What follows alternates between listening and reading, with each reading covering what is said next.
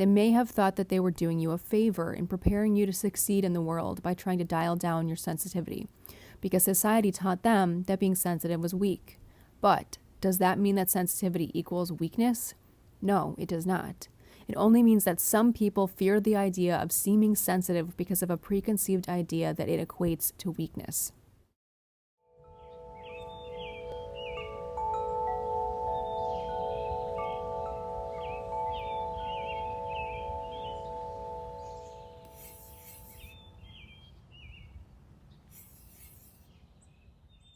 All of us are unique individuals with unique experiences and upbringings, so naturally, the beliefs that have been instilled in us from a young age will not all be the same. However, in my experience working with HSPs, I have found that there tends to be a good handful of things that we are often made to believe about ourselves, from our surrounding environments and relationships, and also society in general. Let's go over some of these beliefs, because if you do recognize any of these within yourself, it could give you a head start in shedding light on deeply ingrained ideas about your sensitivity that you can then have the opportunity to change. I'm going to list 5 of the most common conditioned unsupportive beliefs and then demonstrate to you how you can unravel them and challenge their validity in a way that completely reframes your view on sensitivity. Hopefully, through my examples, you'll start to see how possible it is for you to rewrite any negative belief you hold about yourself or about life with a little creativity and an open mind. Please note, as always, to take what resonates with you and leave what doesn't. You may not identify with some or any of the following examples of common conditioned beliefs. We are all individuals. These are merely examples of beliefs that I have found a lot of HSPs struggle with. So let's walk through some examples of how you can dismantle unsupportive beliefs and reframe your own views in a light that is much more supportive to your goals of health and happiness in this thing called life. An overwhelming amount of the HSPs I've talked to have said that they've been told plenty of times that they are too sensitive. It's that word too that implies something is not accepted, right? It's not that you are something, it's that you are too much of it. This translates to adopting a belief that whatever it is we are too much of is bad. Therefore, the way to compensate is to not be that thing at all, to try to not be sensitive at all. Because in our minds, what has happened is that sensitivity has now become bad. But before I go any further, I want you to reflect for a second on if you've ever been told you're too sensitive. Do you perhaps remember who said this to you? Even if you can't remember who specifically it was that said this to you, let's just hypothetically imagine for a second the reasons why someone may have said that to you. It's possible that the person who said this to you was feeling overwhelmed by your emotions and perhaps didn't know how to handle them. Perhaps they weren't very emotionally equipped to handle your emotions or even their own. Perhaps the idea of someone being incredibly sensitive made them uncomfortable because of the idea of facing their own emotions or being in touch with their own feelings was a scary thought to them. Now, does that mean that sensitivity fundamentally is a bad thing? No, it doesn't. It means that they were struggling with sensitivity. It's also possible that whoever told this to you was someone who was concerned that you were showing too many emotions and that society would deem that as weakness. A ridicule or embarrassment that from their own perspective they were trying to protect you from, or trying to protect themselves from. They may have thought that they were doing you a favor in preparing you to succeed in the world by trying to dial down your sensitivity, because society taught them that being sensitive was weak. But does that mean that sensitivity equals weakness? No, it does not. It only means that some people fear the idea of seeming sensitive because of a preconceived idea that it equates to weakness. It's also possible that the person who said this to you was trying to communicate to you that they felt you were struggling to soothe your own emotions, but instead of clearly emphasizing a request for you to take care of yourself, they instead tried to stifle your feelings because they didn't think your emotions were their responsibility to deal with. But even in this case, it's not that you were too sensitive. It's maybe that you didn't have the skills or tools or hadn't learned how to soothe your own emotions and get yourself back to a regulated state. In none of these examples does sensitivity actually equal something bad. It's all a perception, all a story created around sensitivity. But there are many stories you can create around sensitivity. For example, can you think of any scenarios in which sensitivity is incredibly valuable? Like, for instance, when someone needs to deliver upsetting news to a family who has been visiting a loved one in the hospital, a therapist who is working with a troubled child, a friend who is trying to console another friend going through a hard time, or even someone who is taking the night shift at a campsite, needing to stay sharply aware of their surroundings to protect the whole group. In a different context, sensitivity then becomes strength. It becomes compassion. It becomes life-saving. You can believe whatever you want to believe about sensitivity. My point here is, it's a choice. You don't have to view it the way that your parents did, the way that your school teacher did, the way that your old boss did, or even society in general. Sensitivity is only a bad thing if you believe it's a bad thing. Another belief that I find is really common amongst HSPs is a deeply ingrained and mostly subconscious belief that other people around you know better than you about what is real, what is accurate, what is true, or what is best for you, that your own senses are somehow off. So why is it the case that so many HSPs might believe this, or how did they come to have this belief? Well, if you have experienced a repeated pattern of expressing your gut feelings about a situation and have people around you tell you that they are wrong, that you're being paranoid, or that you're just overreacting, you then begin to take the feedback from these people in your surroundings that your senses are off, and that the best way to get the most accurate information is to check in with everybody else, ask everyone else for their input and ignore your own, because apparently it's unreliable. This is why so much of what I teach HSPs is about getting back in touch with their own intuition, their own thoughts and feelings, because somewhere along the way, these HSPs that look to others constantly to gauge what's right, what to do, what to choose, what to think, have drastically lost touch with themselves. Being able to understand and consult yourself is a huge part of what allows you to be happy and healthy as an individual. So let me ask you, were you in fact wrong in the scenarios in which people told you you were being too much, paranoid, weird, etc.? Or did they just not really understand you, not see the value in your insights, not see the benefit of your perceptiveness? Hopefully this will begin to change with time and more material being put out there in the world about highly sensitive people being a thing. But for the most part, when we were growing up as HSPs, no one knew that this trait existed. And because we are a minority group, our sensitivity may have often seemed abnormal to most of those around us. So instead of being understood and valued for being sensitive, we were somehow wrong, weird, or even a burden or a nuisance. But for those of us who have put in a lot of effort to study and understand this trait, it's very clear that our ability to be keenly aware of our surroundings is an incredibly valuable asset, not only to yourself, but your entire community. It can serve as a major benefit to ourselves and to other people that are applicable in our daily lives, from nuanced interactions and emotional conversations down to things as fundamental as our very survival. You were never wrong for having gut feelings, having instincts, having concerns, etc., just like anyone else in this world, especially when it comes to making decisions for yourself. Your sensitivity is a great asset to you when it comes to deciphering what is and isn't right for you. And you starting to believe that versus that your sensors can't be trusted is what will allow you to start benefiting from your own sensitivity. The next common conditioned belief on this list is that it's better to hide my sensitivity and therefore my true self in order to succeed, to avoid rejection, etc. The fear of rejection can be a real roadblock in anyone's life. We think that rejection is the worst possible outcome, when in reality it's just an outcome. It's not even bad or good, it's just a direction, a yes or no. As I've heard many times by several spiritual mentors and mindset coaches, rejection is actually just protection and redirection. All being rejected is two things not lining up. That's all it is.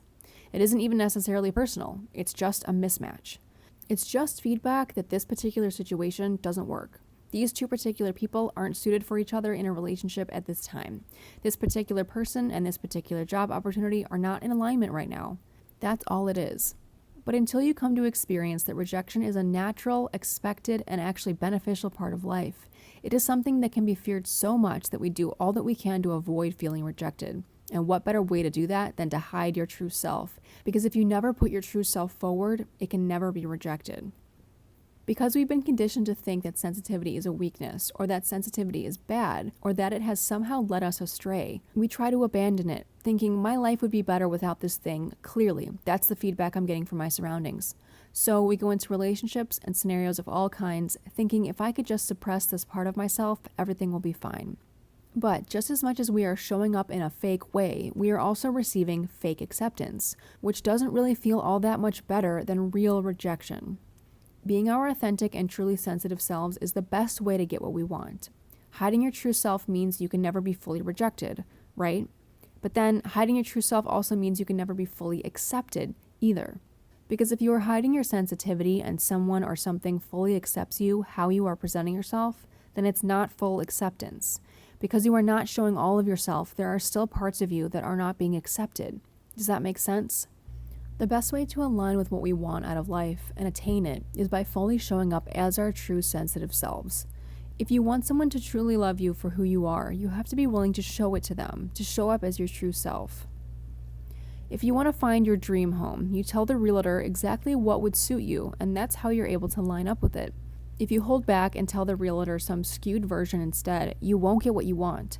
If you go try to find the right job or partner by trying to morph into whatever they need, you may land the job or secure the relationship, but it was never what was right for you anyway if you had to change yourself to be a match with it. It isn't a match at all. The better belief to hold here would be, it is in my best interest to be my true self, sensitivity and all, and let the things that come into your life say an authentic yes or no to all of who you are. The no's get you closer to a yes, and when you do find a yes, it will be genuine. You see, believing you shouldn't be your sensitive self is a defense mechanism that is trying to keep you safe from something that wasn't really ever a threat at all, rejection.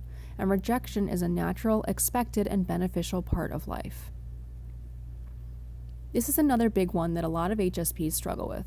Resting is laziness, or even alone time is loneliness, or weird, or antisocial. Before you discovered the trait, it's very plausible that you may not have realized how important it was to take time to take care of yourself. And it's also very possible that you did feel an urge to slow down, rest, and take more time for yourself than the average person in your surroundings, only to be called lazy or weak for something that you felt a strong plea from your body to do for yourself. Again, another way that we learn to abandon ourselves as HSPs. Resting and recharging is not only normal, it's incredibly important. Our modern day 9-to-5 information overload, achievement obsessed, climb the corporate ladder society is a far cry from what's natural for the sensitive nervous system. Technology and industry have evolved much faster than our human body's nervous system has.